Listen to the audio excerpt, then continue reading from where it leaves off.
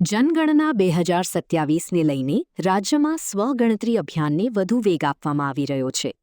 રાજ્યના મુખ્ય સચિવ એમ.કે. દાસે પોતે ઓનલાઈન પોર્ટલ પર પરિવારની વિગતો ભરી તમામ સરકારી અધિકારીઓ અને કર્મચારીઓને આ અભિયાનમાં જોડાવા અપીલ કરી છે.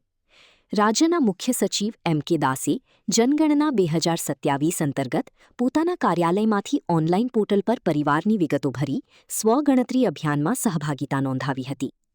આ પ્રસંગે મુખ્ય સચિવશ્રીએ જણાવ્યું કે સ્વગણતરીની આ ડિજિટલ પદ્ધતિ અત્યંત સરળ, પારદર્શી અને ઉપયોગી છે.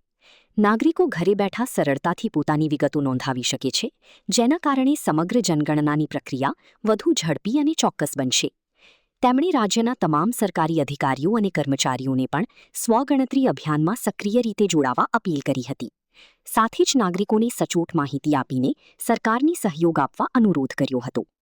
સરકાર દ્વારા ડિજિટલ માધ્યમથી જનગણનાની પ્રક્રિયાને વધુ સુવ્યવસ્થિત બનાવવા પ્રયાસો હાથ ધરવામાં આવી રહ્યા છે.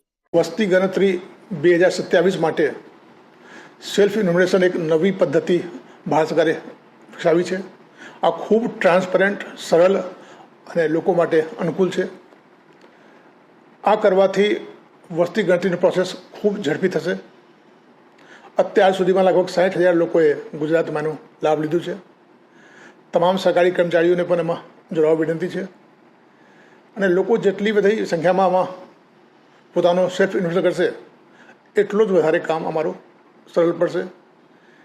આમાં ગુપ્તા પણ જળવાશે, ટ્રાન્સપરન્સી પણ રહેશે, કામ ઝડપી થશે.